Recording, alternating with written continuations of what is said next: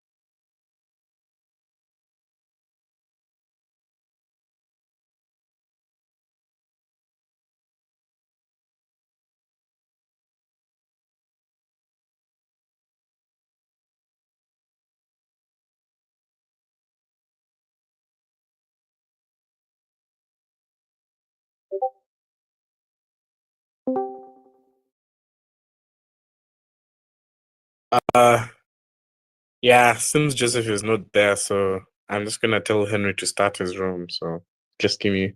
We'll start in like 2 minutes. Sorry. No worries, Coach James. James, see what I say.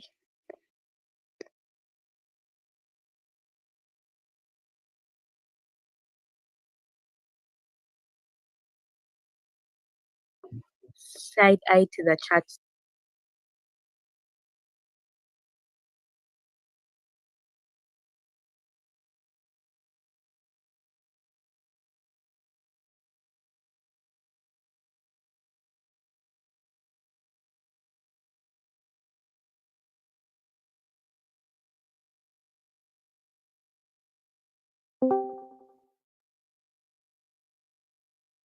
Sorry for taking your time, Madam Chair.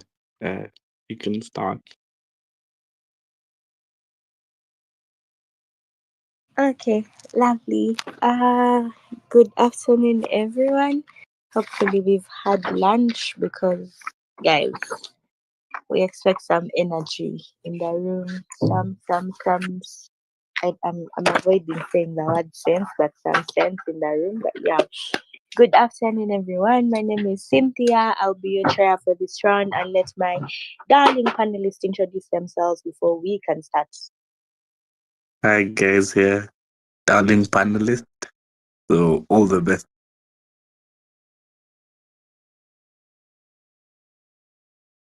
Okay, lovely. So we'll be using 8 minutes of speech and then 4 minutes for the reply speeches.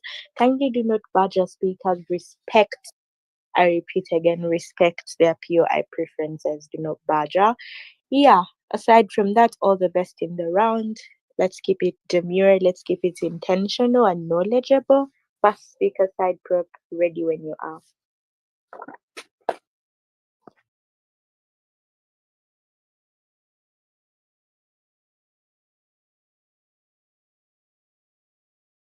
Can I confirm audibility? Yes, we can hear you. Okay, so I start my speech in 3, 2, 1. Martin Luther King once said, one's character can't be judged by the nature of their dress code, but rather by the values, actions, and principles that we see within them. We cannot propose a resolution that claims that when you have a school uniform, most likely that is how we're going to judge you on basis of character. Notice, what is our stand in this debate? We feel that schools should be as inclusive as possible. That is to say, irrespective of where you come from, your cultures and backgrounds, you should be perceived as someone who is equal and you should be given that liberty to express yourself in that variety. Notice, the debate in this stand takes place in public schools. That is to say, whether it is justifiable for school uniforms to exist within those communities. Reasons to why we think the debate cannot take place in a state like Uganda or developing states is A, that most individuals within those states are easily marginalized or probably oppressed by the governments. That is to say, they do not have the ability to question beliefs that exist within them. We think it's better to have the debate in liberal states with diverse cultures. Why? Because the principles are built on individual freedom. They respect things like immigrants existing within those communities. But secondly, they also value their identity and opinions. That is to say, because they have Indians, because they have Chinese, these individuals have the incentive to stand up and defend their rights at all times, which is why most likely you saw things like the Black Lives Matter. Not that the government is oppressive, but because these individuals feel their rights are respected and should be respected, and they have those avenues that exist for them to probably question these beliefs in that regard. Notice, things to take note in the debate are like two. First, the school uniforms existing in public schools probably boost academic performance. But secondly, do they also boost cultural inclusivity on basis of where we set up the debate? But notice, the interest to focus is that one ought to study in an environment they are free to express themselves. That is to say, even when you do not have a school uniform, you should have the ability to most likely have positive relationships, right? To probably have a free academic environment, study in a way that you want. Our stand in the debate is that you do not have to inherently dress indecently. That is to say, you come with any sort of dressing that is bad. We think that given the fact that this is a school, it also have it has an authority to question dress code. That is to say, you must have to look decent when you come into school. But notice, why does a school uniform exist in the very first place? We think we're going to take this on 4 levels. First, that the entire idea behind that is for identification. That is to say, individuals within society believe that the reasons to why school uniforms are there for is the identification of learners and probably to avoid them from maybe mixing with other individuals in society. Well, we think this is to some extent this is true, but the level of analysis we want to show you here is that there are other mechanisms that exist on basis of identification, things like IDs, school IDs that exist in that regard. Meaning, even when you do not have a school uniform, that is not inherently the only reason you can't be identified as a student. But secondly, is for security purposes like social security. Notice, this inherently does not help in security. Why? Because the existence of school uniforms, these individuals and learners are perceived as vulnerable people in society. That's why you see girls are most likely raped. That's why they're most likely fooled. They are perceived people that are probably substandard in terms of reasoning. We think what our side of the house inherently shows is that yes, it is important to have security, but the kind of respect the society gives to these individuals that do not have uniform, most likely either students, is that this is someone who probably has an opinion to make, who has a choice to make, who probably knows what they're doing, not a sense of vulnerability that exists within that regard. But thirdly, is on economic reasons. Notice the reason school uniforms exist is that to help these parents maybe access this mechanism, these school uniforms easily from school environments and whatnot. But I think it's important to notice two things that liberal states have also poor individuals on basis of political leaning and all that. That is to say, there are those individuals that can access the school uniforms at a high cost, but you also have those individuals that cannot access them on time. But again, extensively, even those that can access new ones are most likely at a benefit. Notice that students that may not access this or probably access the new uniforms in those communities are perceived probably poor, are discriminated. Why? Because they are living in a sense in a world where you have the old tone uniform.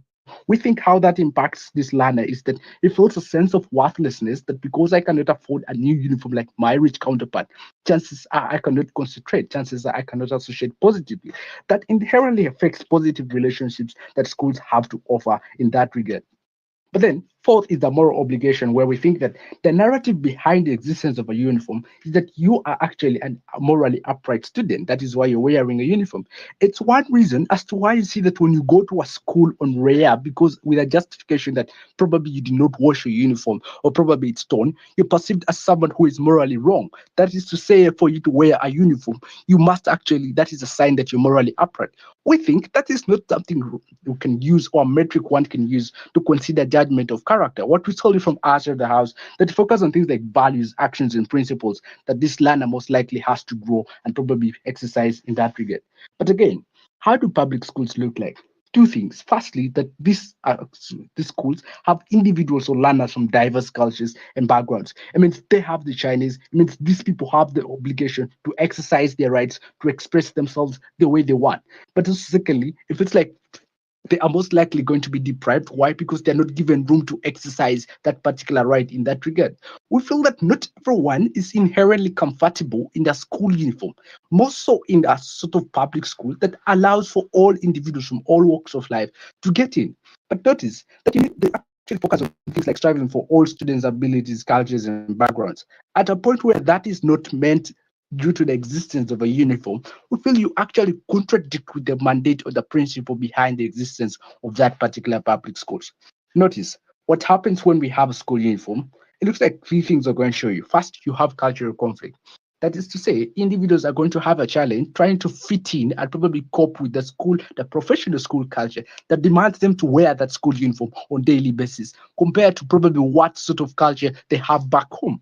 Essentially, what that means is that at a point where this land has to contend and probably bridge that gap, it becomes problematic on basis of acceptance. Many of them are going to opt out of school because they are not feeling that that is where they're supposed to be.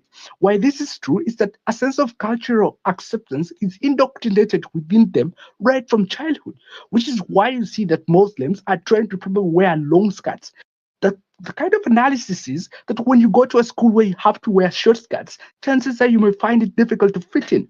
What happens is that if that is only the school that this parent can afford, it becomes problematic for this child's education to exist or probably to take place in that regard. But secondly, the sense of discrimination, because we think that the only reason as to why uniforms exist is that they are only meant for those that are morally right. At a point where you cannot probably maintain or consistently engage wearing a school uniform, you're most likely going to be discriminated. That is why you see teachers in classrooms are probably going to abuse those who are not wearing school uniforms. They're called probably gangsters, they're called probably drug addicts, they're called probably those who break the school rules and regulation. The impact of that is that you make this learner feel out of place. It means they have academic challenges, things like focus, things like feeling at home while in that school environment.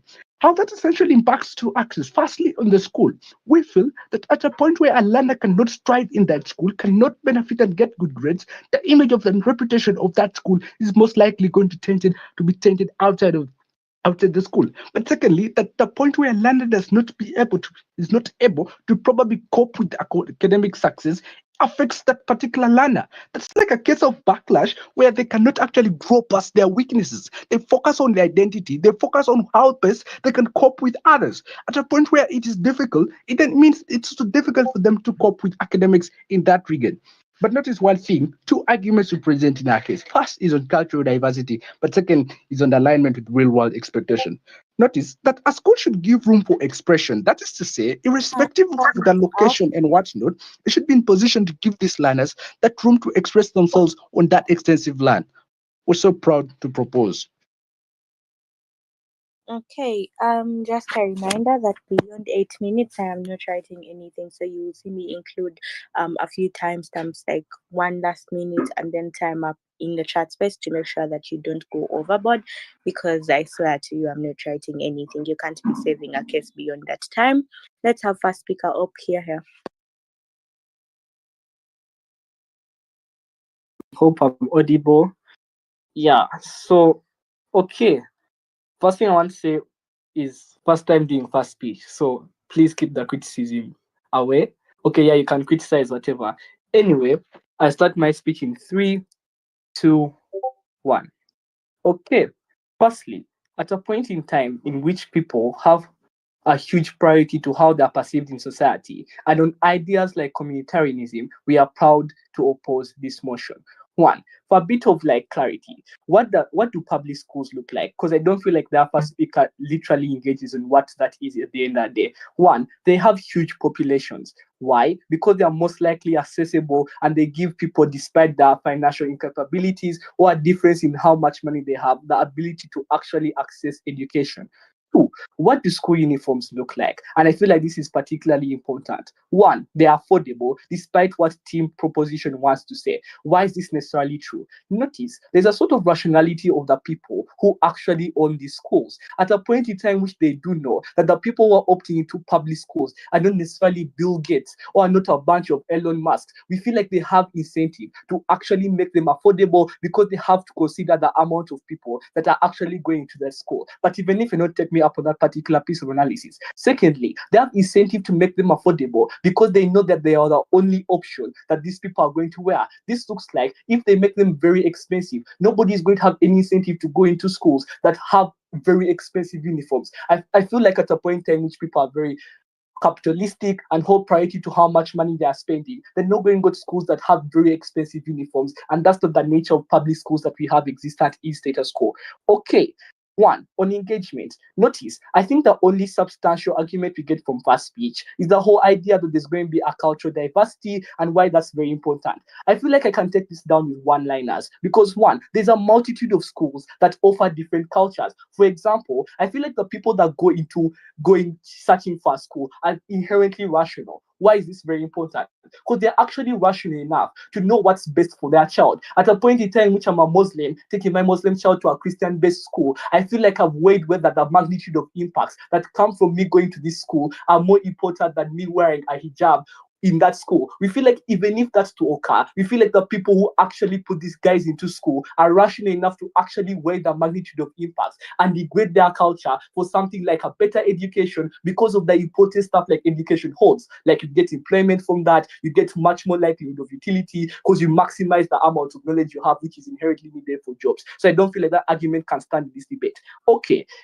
On other pieces of setup, what do children look like in these schools? Firstly, they are communitarian in nature. What does this look like? They have a lot of incentive to choose their outfits based on other people's choices. For example, if a popular kid is wearing Jordans or wearing tight jeans, more likely a majority of the students in the school are going to have incentive to also follow that. This is particularly problematic, and it's a rebuttal to their whole idea of autonomy, because autonomy into itself is never going to be inherently possible in this world. Why? Because you have changed the actor in this debate. You have just changed the actor who has coercive power, because you have just changed it to people who have influence in the schools, to students who have influence and a lot of popularity, to actually choosing what the rest of the kids are going to wear. Why are children more likely to buy into what the outfits that children are going to wear that the popular children are going to wear? One, because we feel like they fear this backlash. They have incentive to remain popular or fitting in status quo. At a point in time which a popular kid is wearing Jordans and is making every single other kid also wear those Jordans,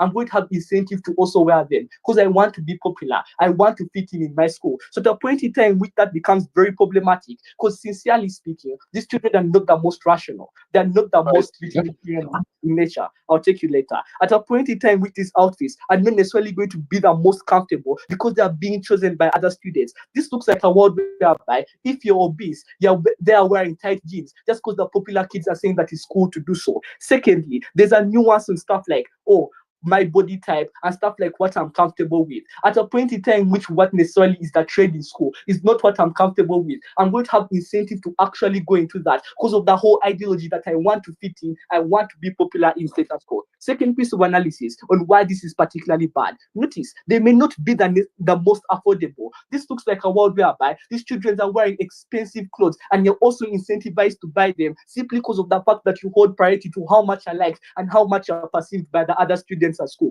Why is this necessarily bad on an impact analysis? One, there's that discontentment with the appearance you have, because you're always going to continuously question yourself. Why don't I look as good as the popular kid, yet I'm wearing the same clothes? Why am I not able to actually wear these expensive clothes? Second most likely thing to happen, if I hold much priority to the amount of perception that I'm getting from other people and I want to fit in, this creates incentive for me to coerce my parents into actually buying these clothes. Why is this particularly bad? Because you don't know people's financial capabilities. This looks like a world whereby they're continuously demonizing parents who can't necessarily buy clothes that are trending in the school. We feel like that into itself becomes particularly bad. But notice, even if I take them at their best case scenario and run this assertion that, hey, they have the autonomy to choose whatever clothes that they have, public schools in it to themselves and not necessarily different from the regular schools. I'm going to take you. Second piece of characterization here, but before I go on, yeah. Speaker, we think that fitting takes place even outside school. So, irrespective of where you argue this case, it's like something that is diverse that we cannot actually buy into in this debate. I don't feel like that is inherently important because the context in which we are talking about fitting in or gaining some sort of popularity is probably in students, probably what's going to happen at school. Secondly, people have a lot of incentive to fit in stuff like social gatherings, things that have a lot of people. I give you an analysis that they are highly populated. So of course I'm going to have a lot of incentive to buy into whatever fitting in and popularity in a school. I don't think that argumentation can run. Okay, even if I take them at their best case scenario and run this assertion that, hey, these students have the autonomy to wear what they want. Second piece of characterization here on what students look like. One, students like competition and they are very comparative in nature. Why? Because they are literally in schools that foster competition and only hold you of significance if you're better than the next person. At a point in time, which this exacerbates from stuff like academics to what you're wearing in the next day. This looks like a world whereby students only maximize the utility if they are comparatively better than you. Why is this particularly bad? Because this increases the likelihood of stuff like stigmatization happening in their world, something that they're trying to not phone for. At a point in time which I'm scared or have this sort of anxiety that I'm going to get some sort of fear of backlash or some sort of retaliation since I'm not wearing the most expensive clothes. We feel like that in and of itself is bad. Even if I have the autonomy to choose my outfit, I'm going to get stigmatized sincerely because of the fact that I'm not wearing the most expensive clothes or I'm not wearing the most fashionable thing. We feel like that in and of itself is bad. Secondly, a degradation of utility, because you're not going to be happy when you're bullied. Nobody is happy when they're being mocked by their friends simply because of the fact that they came wearing torn jeans just because that's what their parents can afford. Thirdly, what impact analysis you get on this is depression. Why? This becomes bad because there's going to be a harm on mental health. Why is this likely to happen? At a point in time which I do prove to you that these people care about stuff like societal perception, are more likely to feel bad and gain this sort of anxiety that I can't go to school simply because of the fact that I don't have my best outfit on, simply because of the fact that my outfit is not the most trendy or the most expensive. On a comparative analysis, why does our world become significantly better than theirs? Notice, simple intuition pump here is that there's a uniformity of these uniforms. At a point in time which every single person is wearing this thing, you cannot tell me you're going to have any incentive to be pressuring your parents or to be coerced into wearing something that you're not necessarily comfortable with or you can't afford, yet you're all wearing the same thing. We feel like that's not going to happen. Secondly, we reduce bullying and stigmatization that's likely to happen in their world. Why? Because everybody's wearing the same thing. Even I, as a bully, I'm not going to have any incentive to be bullying you, yet I'm also wearing the same thing. We feel like on a rational basis, we reduce problems that are more likely to happen to our students in status quo, and we maximize the utility for the students that go to these schools. With that, I end my speech. We thank the speaker for that speech. Speakers are reminded to please remain within 8 minutes and not speak beyond that, because me and my darling panelists won't be writing anything beyond that time. Second speaker for government bench. Here. Am I audible? Yes, you are. Okay. Let's look at some papers. I begin my speech in 3, 2, 1. We think the initial role of school itself is to prepare people for the outside world. That is to say, why we learn things like physics, why we learn chemistry, why we learn biology is not basically just to pass the examinations, but rather to be able to apply them in status quo or to actually improve how then things are perceived by our knowledge. Therefore, we feel the direction you should give people is to understand that specific things do happen, give them a realization of what then happens in society, and then help them actualize or know how to defend themselves or live with it, or know that certain things are not important to break them down. So proud to affirm. Pano, firstly, the question that comes in first speeches is that you see, negative gives you the whole idea that with diversity of people wearing their clothes, firstly, accepting the fact that they are diverse cultures, therefore you have a lot of people wearing what they want. What you basically get from first negative is the fact that their choices are going to be influenced by trends, and they're going to have, to buy clothes according to what they see other people wear, or they have what rich people want. The impact of this is that they think a lot of people are going to be in competition. That is to say, they're going to be criticized if they don't match up to these standards. That is to say, they're going to pressure their parents to buy them good clothes. That is to say, they're going to be bullied, have mental health. That's basically what you get. A response we give you is that, one, we think this whole school is meant to prepare people for what then comes after. Understand, a school institution that only cages them up is more likely to have a student who cannot fit into society. Picture of this. Understand that when we get out into society, we do not wear uniform. That basically means that people still have to do things like judging us. People still have to do things like making us match up to certain standards, and things like trend are even more influenced because then we are more on our phones and we can follow these trends. We can know when a new clothes comes out or stuff like that. Then we don't even have to base on that rich kid. We actually see it ourselves and we know our position. So what is the impact when a lot of these people were not prepared mentally or socially to understand that one, it is bad to criticize a person for what they wear. It is not their brain that represents what they are. Two, to understand that even though people will give you the harshest comments, it should not then determine what your life becomes at the end of the day. It is very important because school institutions that have these children for the rest of their lives, they have the ability to actually tune these people or make them understand these things. If at all a school institution fails to tune their children to understand these things, we think that people like parents are more likely not to do it. Why? They spend little time with them. That even when they do it to them, we think a teacher who has the abilities of a teacher has a more understanding. And then, we also understand that in instances where you're able to mentally, socially, and train this child to assimilate himself into any kind of society, it is a better off method, and then we would rather propose this for half diverse in uniform. Firstly, we agree to the fact that you're having some sort of diverse cultures. That means your uniform might not be as representative as you think. That is to say, a lot of people will have their own beliefs or they will have their own cultures not being represented. When they respond to this in their first speech, is the fact that can you please wait and I silence these people, please.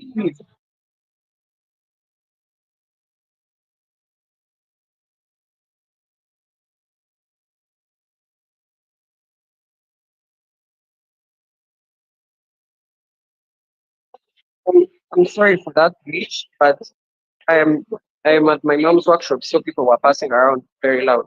Sorry. Okay.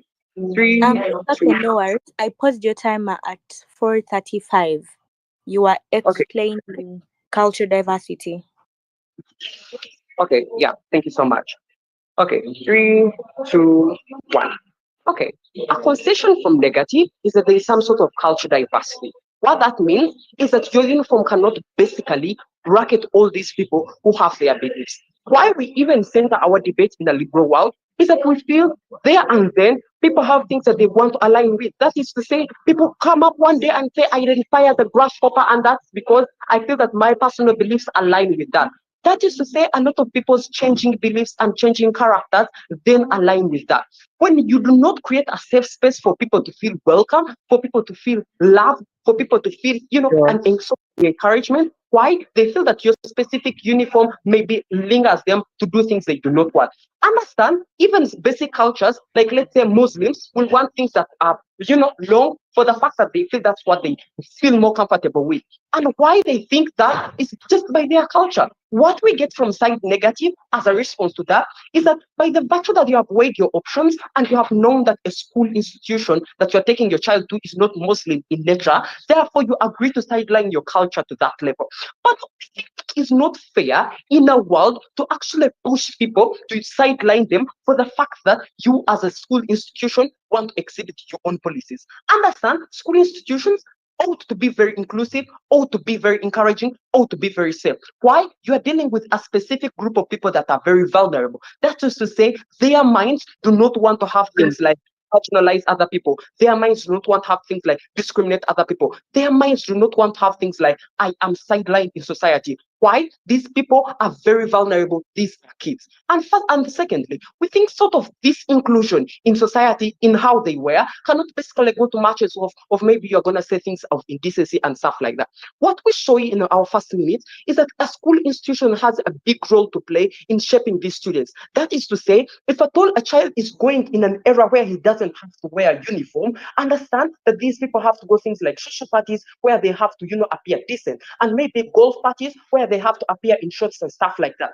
How this thing so basically comes in is if a school institution then favors for this to happen by showing you that come to school, come decent. That is to say, at trials, we know that we have to come decent. That's why people do not come in ripped jeans. Why? There's some sort of understanding that has been said, and people do that by virtue. But that comes at the basis they have it in their mental health. What comes in when people do not have these ideas? It means that you are releasing them in a society which is not prepared to receive their diverse ideas. That is to say, all that we know is either I have to be decent in every genre, which means I will be invited to a pool party and I will come in a tuxedo. we know is that now I am finally gone away from this and caging up society. What that means is that I'm going to diverse. I'm going to come and drip jeans at work. That means they don't have a sense of direction. That is why a lot of sectors that affect. That is why education exists in the first place, to be able to tune people. That's why motivation speakers give ideas like these are things they don't teach you in school. Why? They are basic life skills that schools don't teach you, but somehow the society expects you to know them by virtue. You get from our side. We think the diversity of cultures, a lot of training in what is supposed to be when is very important. This supports our whole idea of preparing people to assimilate themselves into society, which is the initial role of education. You also represent a lot of cultures. That is to say, a lot of people feel welcome, encouraged, and this is important because education should be a safe space for these people to study in, grow, become friends, and stuff like that. Also, it takes down the whole ideas of income inequality because we think income inequality exists in the real status quo. Preserving this for when people get out of school does not help them to mentally be prepared to take on people who bully them in society because you're wearing non-trendy jeans or bully them in society because they think that their mode of wear was not perfect in instances where they were supposed to be told this when they were in school. The whole of towards is that on their side, you preserve a person to enter society and live up to decisions on two bases. Either they do things because they feel they have been caged, now they can do what they want, or they do things which they were not taught. That is to say, I'm going to wear a tuxedo to the wrong occasion. Why? I think every single time it is formal. I think it is very important for direction to be given up to them. If at all you want the society to change, you basically introduce them to certain metrics or certain understandings. And understand that certain schools have functions. There will be prom and he will know that he's decent for the fact that you taught it to him as a school institution and stuff like that. Very proud to propose. Thank you. We thank the speaker for that speech. POIs are highly encouraged to ask, and also speakers are encouraged to take POIs. Let's welcome the second speaker from side opposition to extent of bench space. Here. Can I assume audibility? Chair, I hope you can hear me. You don't have to assume, you are clearly audible. All right, I'll then begin my speech in 3, 2, and 1. Chair, in a world in which children are known to be irrational and their decisions can't be trusted either to benefit themselves nor the society in which they live, we are proud to stand in opposition. Now, I'm going to get straight into some engagement on what comes from side government. Firstly, in their first speech, they give a little bit of an idea about how these children have the right to express themselves. I believe that this is really irrelevant and untrue because, well, the students are going to have the ability to express their ideologies and their identities in several other factors. You can express your religion in the way you worship, you can express who you are in different other factors. There's no need for it to certainly be fashion. Additionally, they majorly hardline on their argument on cultural conflict.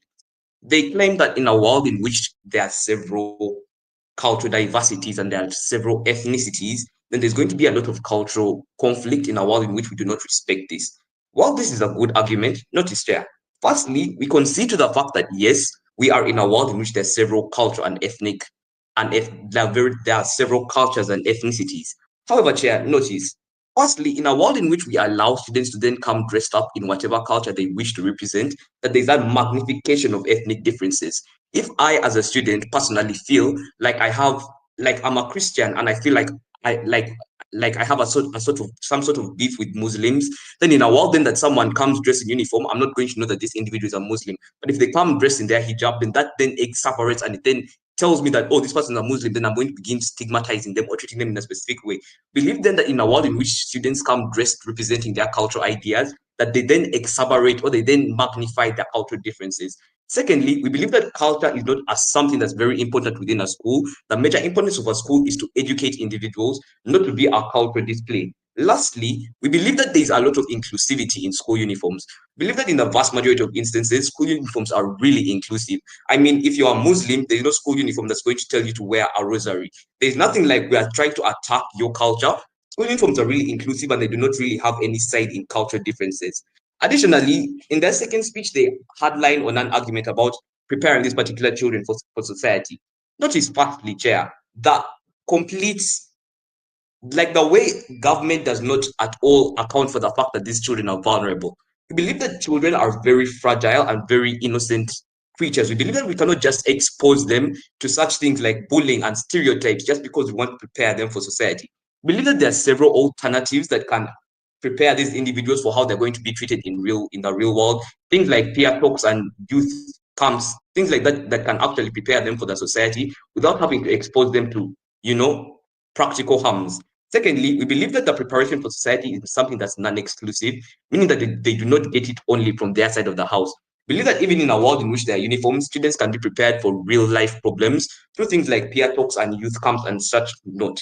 Additionally, in their first speech, there's a little bit of argument on something like estrangement when when an individual can't wear school uniforms. I mean, they never really analyzed it that well, but I believe that it was just a logical fallacy because, well, if there are school uniforms in a school, then you're not going to come to class without a school uniform.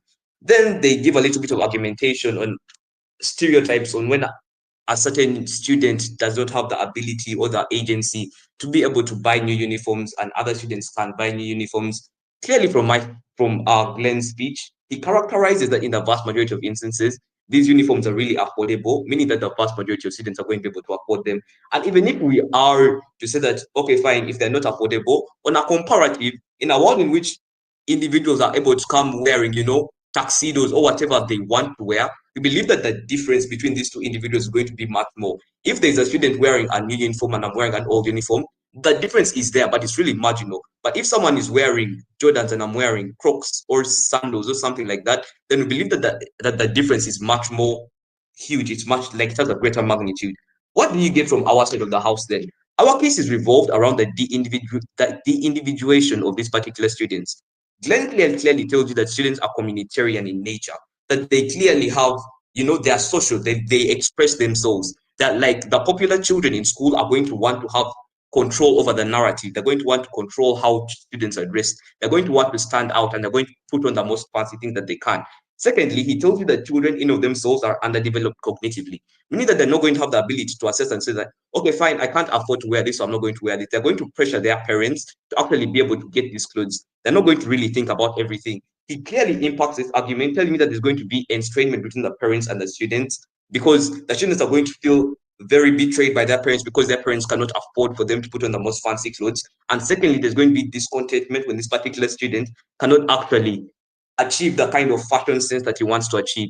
Onto my extension, like I'm just adding on more impacts. We believe that it is also going to lead to the generation of a narrative of de-individuation in the students, meaning that these students are going to be very prone to social influence. Like because in school they have always been trying to keep up with the popular kids, always trying to dress as well as the popular kids. Then even when they grow up, they're going to be very prone to social narratives and simply sway with the wind. Secondly, we believe that there's going to be less incentive for studying because when these children go to school, they're being stigmatized. You're not dressing well, you're broke, you're not putting on properly, and they're stigmatized. Yet the student is only going to study. Now, what happens in this student's mind is that he now views, like he's going to view the school as a place of torture, a place where he's harassed and stigmatized, and he's going to have less incentive to actually study properly. Now, the whole comparative within this debate is that the government, like team government, is pushing for expression, like the right of expression for these particular students. Now, we believe that the best case for proposition is where they achieve the autonomy and decision making for these children by giving the opportunity to express, by giving them their opportunity to express their fashion sense.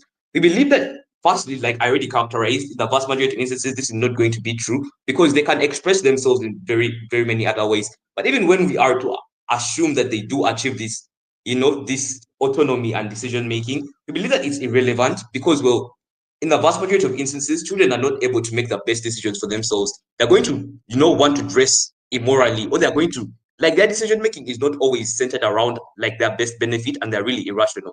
So we believe that in a world in which we then have the ability or the capability to actually protect these children from their own wrong decision making, that we then should do this. Secondly, we believe that it is a very valid trade-off to trade off the autonomy and decision making of these children when it comes along with harms like the bullying and teasing of these children, when it comes along with harms like the pressure and like the pressure on these disadvantaged parents who are not going to be able to put up with the whole, trying to.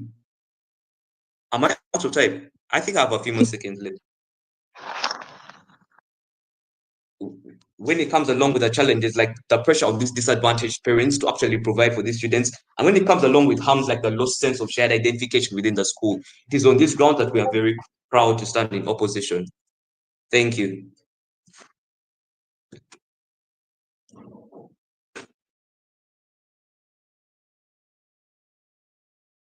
Confirming audibility. Yes, you are audible. Okay, I'll begin my speech in 3, 2, 1. So, Chair, one thing you get from our side is firstly that we acknowledge and understand the value that is attached to a school uniform. 3 things we do in this debate. Firstly, we show you how these objectives of putting in place a school uniform can still be achieved even without its existence. Secondly, we show you how the school uniform becomes part of the problem in terms of addressing the socio-economic injustices that it is put in place to fight. Thirdly, we show you the detrimental effects that come with the whole establishment of a school uniform. So what we majorly get from side opposition is that they tell us that there are very many challenges that come when you allow individuals to dress the way they want. But even let's say, okay, our case was bad, right? And you are to take their case as their best case scenario, right? We clearly show you that in their world, even if the school uniform achieves those sort of objectives it has in a particular level, these individuals or these students are still going to outgrow this uniform, and they will have to like conform to reality check. They will have to go into a society that necessarily judges them according to how they look, according to how they dress. Now, the difference between our worlds is that we show you that our world is where you have this institution which prepares these individuals for like dealing with such sort of worst case scenarios.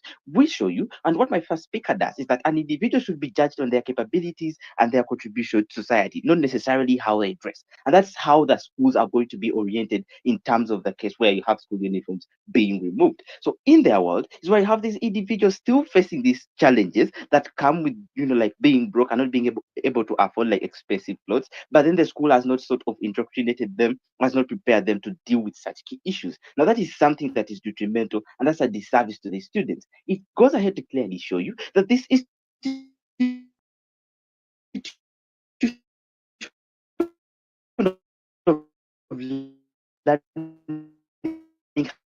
has failed pretty much such types of clothes. Now, one thing you need to understand that what my second speaker tells you is that when you put in place a uniform, you're simply telling these individuals that what they are or them being broke is not acceptable in society. So you're sort of giving them some sort of similar dress code so that they can hide what they are. So what you do is, one, you do not give these individuals some sort of acceptance for what they are. And secondly, you try to show them that it really doesn't matter what you look like. What it simply looks like is that what you look like is what you can be judged by, right? So you try to cloak that whole reality, but at the end of the day, these individuals will have to go out of schools, and then you've not indoctrinated them into some cases of like dealing with these real world problems. What do we get from their second speech? Firstly, they claim that like to express religion is not about old-fashioned and things of the sort. What you get from my two substantive speeches is that we have different individuals having different cultures in these liberal states, right? So these individuals probably have different ways of expressing their cultures and things of the sort. This is where we tell you that maybe an individual who's a Muslim feels like they should be dressed in a veil and long dresses. That is how they respect their God, and that is how they may choose to worship. An individual who's a Christian can put on a rosary. That's their way of worship. Now, in their world, putting on a rosary is like some sort of violation of school uniform, because it's all about one size fits all, and you can't express like your sort of culture that you have. So this goes ahead to show you that still they are part of the problem of like denying these individuals some sort of expression in terms of their culture and sort of ideologies they have in terms of religion, because this sort of dressing or fashion is important in what we call identity, because different cultures have fashions, and that is supposed to like provide some sort of identity. And even when it comes to religions, it can be a form of worship, but this is something they do not understand. Now, throughout their speeches, they feel like you're going to have in our world where you have popular kids like sort of influencing these individuals basing on their fashion choices. One thing that we do tell you is that even in our world, these POI issues speaker. are constant, right? Are not usually in schools. I'm not going to take you, please. These individuals are usually in schools, but at some point they'll have to go out. Now, the reality is that when they leave school, or even when they are still in school, there's always that individual who is capable of affording a Jordan. Now, this social stigma still exists in their world, even with the existence of a school uniform. It does not necessarily protect them from such key issues. What we show is that in our world, it is where you have people being oriented as being judged according to their contributions, or they're being oriented into dealing with this sort of stigma that comes from a society that judges you on how you dress or what you can afford. This is the sort of preparation that these institutions of learning provide to these individuals, and we feel this is something that is beneficial for them. Even when they claim that things like depression at the end of the day are going to come in our world, at least we show you that we have some bit of solvency. What bit of solvency exists in their world where you have individuals putting on school uniforms and being told to hide what they are simply because they are broke? That is something that we stand to question, and that is why we draw a line and like oppose the whole school uniform thing. Now we show you and we clearly characterize that in our world, it's not one where you have students going out wild, but we sort of have like some sort of dress code that is set, and decency is paramount. You can be decent, but the fashion choice will be yours. You can express yourself in any way you want, so long as it is decent. This is something that is important. We feel like the elimination of a school uniform then solves the major problem in this case. At a time where it was introduced, maybe it would have been beneficial at those ends, but then it has outlived its purpose, right? We show you that it exacerbates the problems that it is trying to solve. Because firstly, my first paper tells you, maybe if you're not putting on a school uniform, maybe because it got torn, or maybe it is dirty and you can't put it on in school, you're judged as an individual who's not morally upright. But what we're trying to fight is judgment according to what you look like, but still this judgment exists in their world. This goes ahead to show you that the school uniform can no longer solve these problems, and it's not the solution we need if the students are going to deal with such issues. Now, the claims we get from their side that appearing according to your culture is what is maybe going to like bring up things like bullying because you're a Muslim and you're in a Christian school, you're going to be bullied at the end of the day. We think this is something that is not necessarily true. If they listen to our characterization of what our world will better look like, is that this is a world that is inclusive and helps individuals to come into a society where they're not judged by what they look like. This is the whole basic ideology behind our world, right? We feel like these individuals can show up in the school with a veil. We show these students that this is something that is socially acceptable, and this is something you should not be judged by as an individual. So we do not see how those things still come about, or how they come out in like our society that we are trying to build. What they claim is that maybe when you have these school uniforms, maybe these individuals who are broke cannot like be stigmatized because of like their sort of financial issues and things of the sort. I think we ably show you how these things still exist, because even if you say that a uniform is affordable, at the end of that day, like sort of maintaining it is going to come at some sort of cost. So this goes ahead to show you that if you cannot iron your uniform or properly wash it and bleach it if it is white, you're still going to be judged because your uniform is dirty. So these key issues still exist.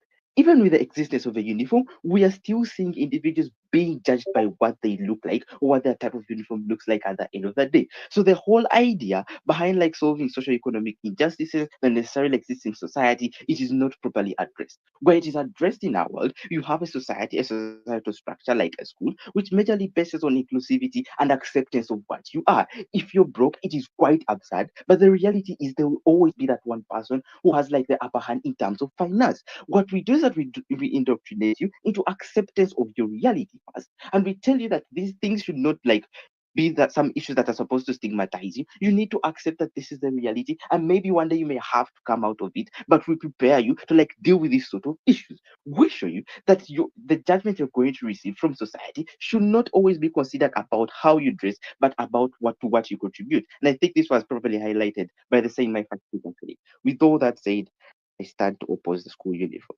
I rest.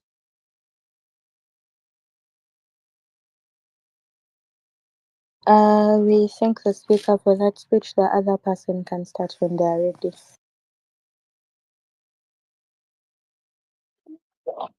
Okay, for starters, I don't think the other person is a very cute way of saying Walter, but yeah, in a very nonchalant way, I'm so sorry, C, for, I don't know, for being, yeah, Jenny, yeah. Okay, cool. I think I'll start my speech in 3, 2, 1. So, partner, what I'm going to do in this speech particularly is going to show you a lot of the things we get from their side and a lot of the responses from our side. Why I'm going to do this is to show you that they do not give us any justifiable cause to buy their side of the house, but then also two, just to prove that our end of the house did a better job at engagement. For one, on the idea of preparing people for the real world, I think I'll just start off with the idea of what Glenn gives you in his characterization. He tells you things that, one, children are probably very vulnerable people. These are people who are growing and these are young minds. It is wrong for us to subject these people to stigma just because we think that they're going to be subjected to stigma inevitably. But even when you don't take that, what we still get from our second speech is on the idea that, one, because children lose the incentive to go to school because they feel stigmatized at school or they feel left out at school, what you get on their side of the house is you get children afraid to go to school, and children miss out on essential values like education and all that just because of the stigmatization that the other side of the house felt was inevitable in and of itself. The impact of that is you make children lose out on core principles. You make people lose out on education just because you inevitably thought that they'd become stigmatized. Still, even when you don't take the engagement on that particular idea, what we show you in our second speech still is that these are children who live in a real world. What we show you is that the education system is a system that is supposed to reflect, that is supposed to be equal to people, which is why poor people and rich people alike can attain education irregardless of the class difference. Now, what ideally happens is they mischaracterize that and they think that education system is supposed to be a replica of what the real world is like, which is entirely wrong in and of itself, because things like betting, things like money, things like all those sort of stuff are still not in education system, which is just mechanization to go to show you that their characterization of what the education system is supposed to be like is wrong. Still, children live in a real world and they still have to go back home to all these real things that exist in the real world. So the opportunity for them to learn is still there. I think that still plays on the idea of denying people a right of expression. Again, from our second speech, we show you that people have, or students have, a lot of chances of expression, A, because they live in the real world and they can express themselves at home or in other social circles and that stuff. But then even still, that even at school, people have a right of expression because people can join different clubs, people can be with their friends, people can pray, people have different social groups that they engage in within school that actively emphasize the right of expression and all that. Again, on their side of the house, they say that people are still going to be judged if their uniforms are not ironed in that regard. Still, in our second speech, we show you that yes, if it is true that people are going to be judged, to what extent are people judged? In this case, people are judged based off who ironed their uniform better, or even still who probably washed their uniform better. But on the other side of the house, people are judged of, do your parents have the most amount of money, or can your parents afford this kind of shoe? Again, still, I think what I'm going to play down into is on the future of these children. Something very, very important. Still something to talk about is A, on the idea that we get from our first speech that children are most probably people who will chase the next high or want to be, I don't know, the biggest dogs in the yard and have the best shoes and the best clothes and be the most trendy person on the street. The problem with that is that on their side of the house, you allow for that to happen. What does it look like for the future of children in and of itself? We think that they downplay it, or they do not tell us in entirety what actually happens to children when you let them freely compete or exchange money or exchange their expressions and boast with maybe their parents' luxury and all that. What happens is that children grow up and continue to do these things. A, it has already become expensive for the parents to accommodate, but now it's even a burden on the child to accommodate because the education system facilitated these sort of things. On the flip end, on the future of these children and what the future of these children inevitably would be like. For one, outside of the house, they really stagnate the idea that children could probably not even attain an education system because of the idea of preparing them for the real world. But still, what do we get, or what kind of clarity do we have on ensuring that these children probably live a good life? One, we show you that the future of these children is best taken care of in our side of the house, because A, children probably have the free will, or I already understand.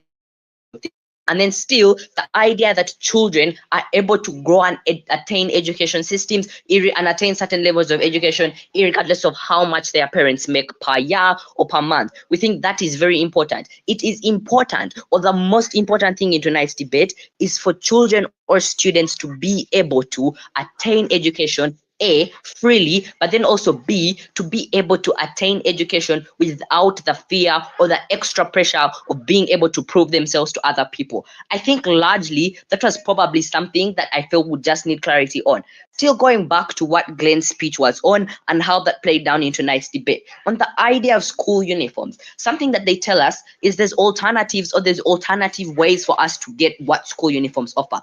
The problem we have with that, aside from just the problems of not having a school uniform, is on the idea that school uniforms are largely for a lot of people. So again, still with Glenn's speech, you notice that I'm making a lot of reference to the first two speeches because I think that these are things that could just be intuitive. I think largely on what Glenn could have said or what Glenn gives you in his first speech was on the idea that these are uniforms that are put or that are made to cater for a lot of the people in the schools. These are things on making these uniforms, things like the moral standard of these uniforms, things like just how comfortable these uniforms are, or even things like the prices of these uniforms are still things that are taken into concern. So what problem or what engagement do we get on their side of the house on the economic burden that it would have on parents when their children want the most expensive shoe or the most expensive whatnot? We think then they do not give us any sort of engagement on that particular idea, and that is why it is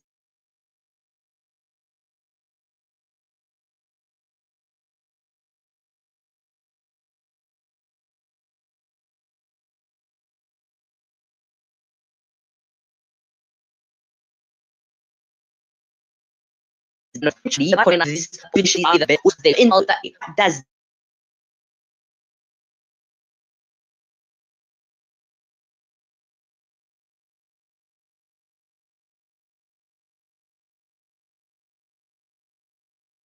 how these people have something very beneficial to them. Why? Because these are people who probably will not be influenced by certain trends in place, but then still, these are people who are able to work within their workspace environments and all that, because it is still important for us to create a safe environment for people to interact within each other without the problem of having for money to influence that at the end of the day. I think largely what they ought to give us in tonight's debate, or what they should have given us, was to give us clarity on why then a world without school uniforms would have been better. The smartest thing that we get from their side of the house is probably within their second speech, where they give ideas of different kinds of people and Muslims and all that. We show you, one, that these are people who still have the opportunity to express themselves at the end of the day, but then even still, that these are people, or the school uniform is not made to favor certain people. It is not made for Christians, it is not made for Muslims. It is made for people as a whole, or for students as a whole. That means even ideas on Muslims or Christians not liking Muslims in that particular regard,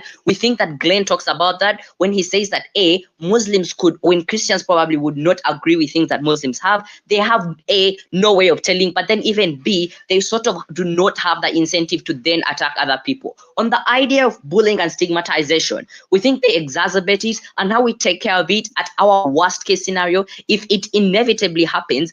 One, we think that bullies lose a lot of incentive to do a lot of this bad stuff because these are people who are still wearing the same stuff as you. It is wrong, or it is not intuitive to argue that a bully could say that you're wearing bad shirts when he is wearing bad shirts, or a wrong color shirt when he is wearing a wrong color shirt. We think all those things are things that play into tonight's debate, and we think that on the idea of bullying, we best cater for bullying, because on the flip end of the side, it is exacerbated in and of itself. I think on the idea that they could probably win tonight's debate was still of the future of these children in that particular regard, which they still cannot question. Preparing children for the real world. It is wrong for us to actively stigmatize children, or to actually include stigmatization within the education system, because it directly affects that kind of education that these children receive. Two, it affects the way these children relate with each other socially. But then even three, it does not actually prepare children for the real world. I think that is something that is very important in that particular regard. We do not get any mechanization on how actively including stigmatization in the education system now would guarantee that students are best prepared for it at the end of the day. We show you in our speech that when you include stigmatization here and give people the fair ground to compete, and you give people the fair ground to prove themselves in terms of wealth and all that, it is wrong for us to assume that even when they grow up, they will sort of grow out of that habit. We think that you just encourage that habit and you make people feel like these are things that are real. The best thing you get on that end is the parents stop suffering suffering, but it is now the responsibility of the child to facilitate their insatiable desires to be the best person in that regard. I think in the last 30 seconds that I probably have, I think, yeah, on clarity on those particular things, we probably win the debate in that regard, and still on the future of these children best catered for.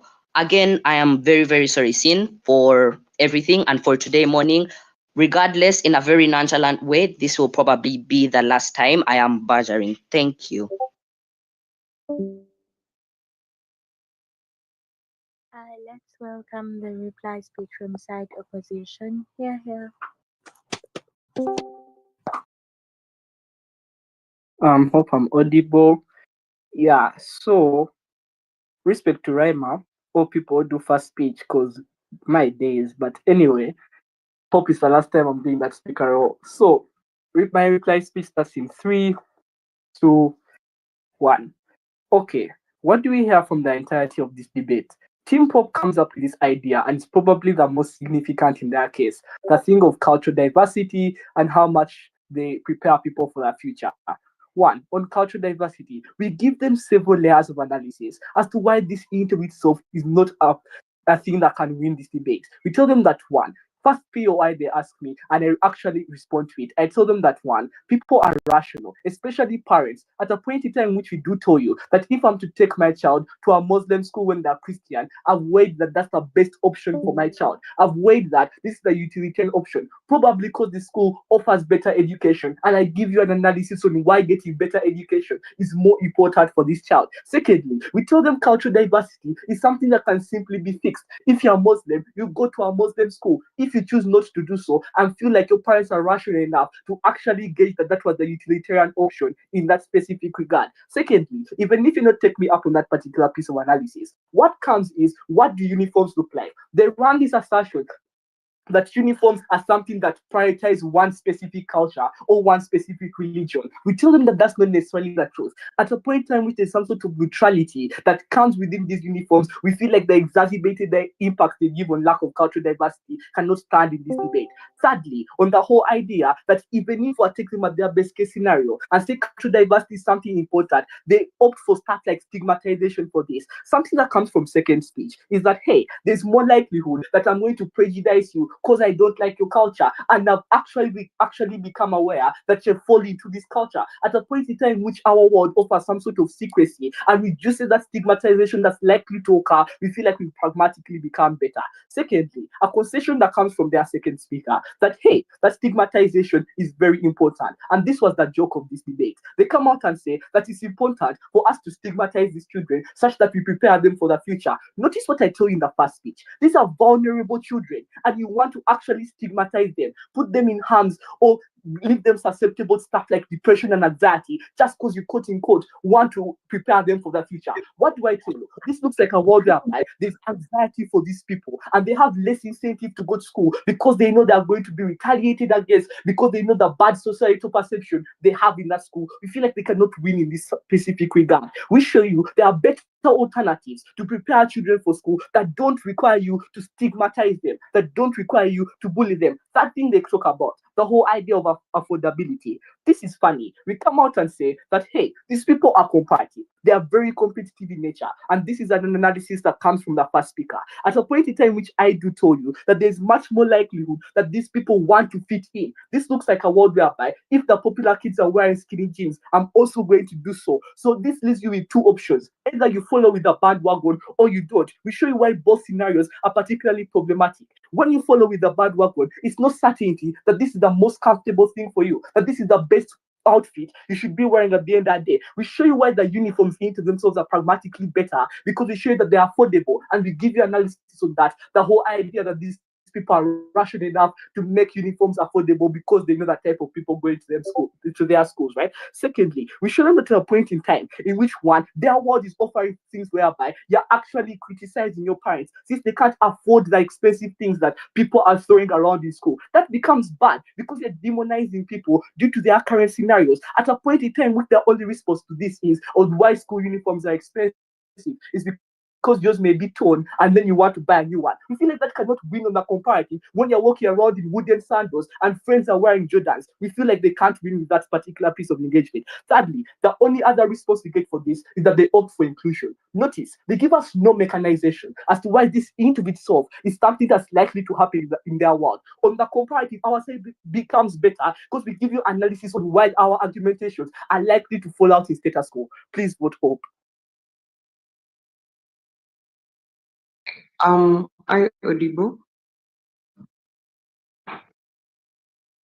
Hello?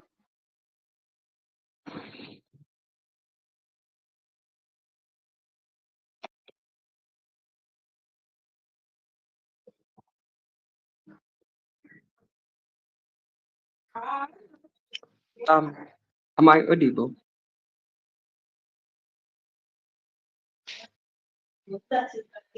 Yes, I can hear you. So I'm presuming Cynthia can hear you too. Okay, thank you so much. I begin my switch in 3, 2, 1.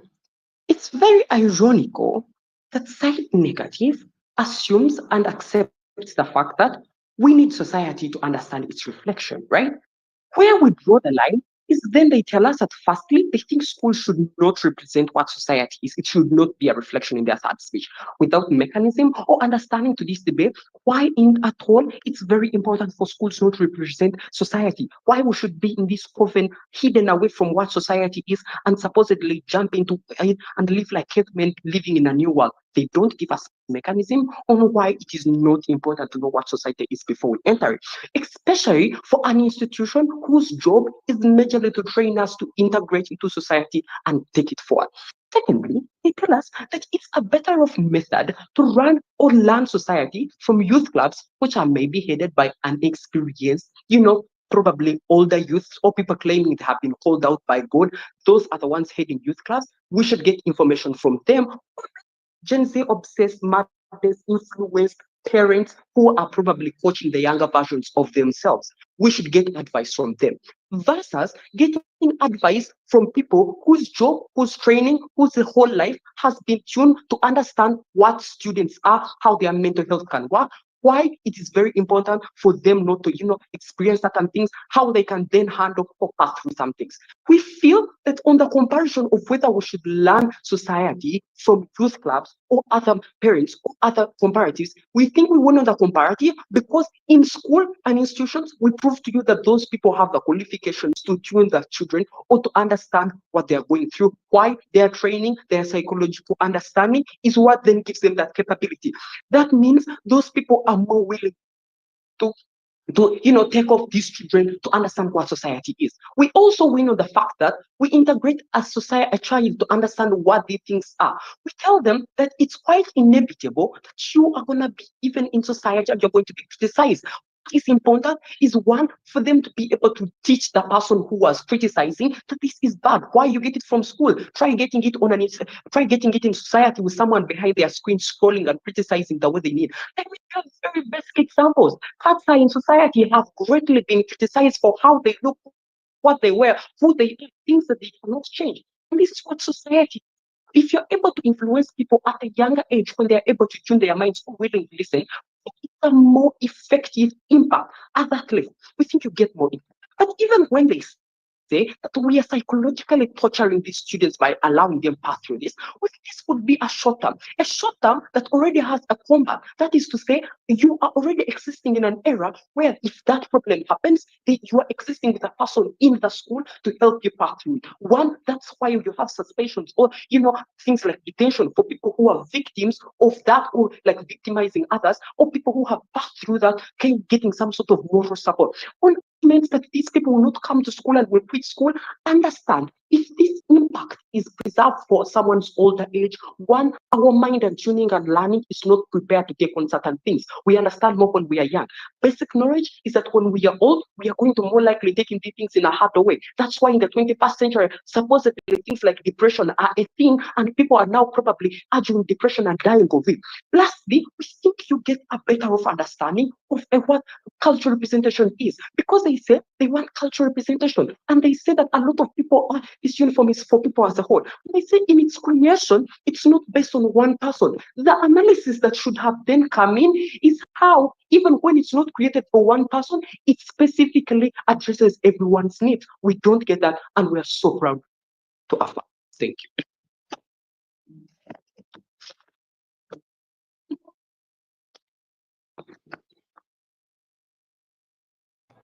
Okay, we thank you all for the round.